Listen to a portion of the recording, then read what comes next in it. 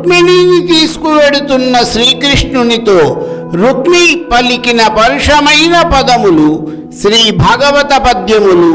రుక్మిణీ కళ్యాణము 23వ భాగము భావార్థములతో సహా. జరాసంధుడు శిశుపాలుని ఓదారుస్తూ, మునుపు నేను మధుర మీద 17 సార్లు దండెత్తాను.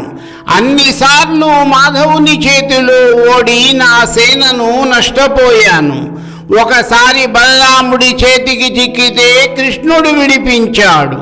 18వసారి 23 అక్షౌహిణుల సేనతో దాడి చేసి శత్రువులను పారద్రోలి విజయం సాధించాను. ఈరోజు మన రాజులందరం కలిసి పోరాడినా కృష్ణుణ్ణి గెలవలేము. ఇది ఇంతే. కాలమహిమని బట్టే లోకం నడుస్తుంటుంది. ఇవాళ వారికి కాలం అనుకూలించింది. కృష్ణుడి అండతో యాదవులు జయించారు.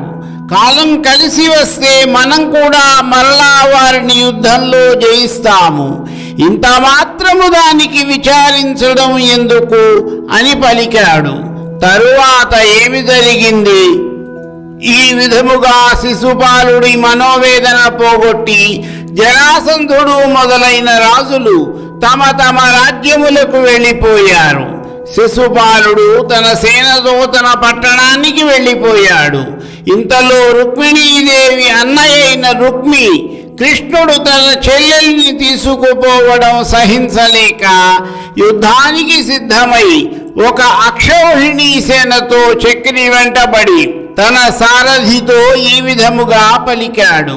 బల్లిదు నన్ను భీష్మ జనపాల కుమారకు చిన్న చేసి నా చెల్లెలి రుక్మిణింగునుసు చిక్కని నిక్కపు బంటు బోలే ఈ గొల్లడు పోయడిన్ రథము కూడగదోలుము తేజితోల్ల సద్భల్ల పరంపరన్ మదము వాపెద చూపెద నా ప్రతాపమున్. అతి బలవంతుడను భీష్మక మహారాజు పుత్రులను నన్ను చిన్నబుచ్చి ఈ గొల్లవాడైన కృష్ణుడు తానేదో మహాసూరుడిని అనుకుంటూ నా చెల్లెలు రుక్మిణిని తీసుకుపోతున్నాడు.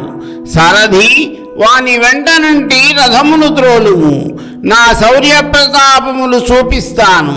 పదునైన బాణాలతో వాని మదమణుసుతాను అని పలికి రుక్మి శ్రీకృష్ణుని మహిమను అర్థము చేసుకోలేక అతని రథమును అనుసరిస్తూ, ఓ యాదవుడా, వెన్న దొంగ, ఒక్క నిమిషం ఆగు అని పలుకుతూ తన వింటిని సంధించి 3 వాడి బాణములతో చక్రిని కొట్టాడు. మా సరివాడవా, మా పాపగొనిపోవ, ఏ పాటి గలవాడవేది వంశబిందు జన్మించితివి, ఎక్కడ పెరిగిది వెయ్యది నడవడి ఎవ్వడెరుగు, మానహీనుడవీయు మర్యాదయును లేదు, మాయగై కొనిగాని మలయరావు, నిజ రూపమున శత్రునివహంబుపై బోవు, వసుధీసుడవుగావు వావిలేదు, కొమ్మనిమ్ము నీవు గుణరహితుండవు, విడువవే నీ విలయ కాల శిఖి శిఖా సమాన, సితశిలీ ముఖముల గర్వమెల్ల గొందు కలహమందు. నువ్వు మాతో సమానుడవా? నీవు ఎంత మాత్రం వాడివి? నీకు వంశమేదైనా ఉందా? ఎక్కడ పుట్టావు? ఎక్కడ పెరిగావు? నీ ప్రవర్తన ఎటువంటిదో ఎవరికి తెలుసు? మానాభిమానాలు లేని వాడవు. నీకు హద్దు పద్దు లేదు. మాయ చేయకుండా ఎప్పుడూ ఉండవు. క్షత్రియుడవు కావు. వావి వలసలు లేని వాడవు. అసలు నీవు ఉడాలేని వాడవు. అలాంటి నీకు ఆడపిల్ల ఎందుకు? మా పిల్లని మాకు ఇచ్చేయి. విడిచిపెట్టు. విడువకపోతే యుద్ధంలో ప్రళయకాల అగ్నికీలల వంటి వాడి బాణాలతో నీ మదమణుస్తాను అని పలికాడు. మరికొన్ని పద్యములు, వాటి భావార్థములు నా తదుపరి వీడియోలో.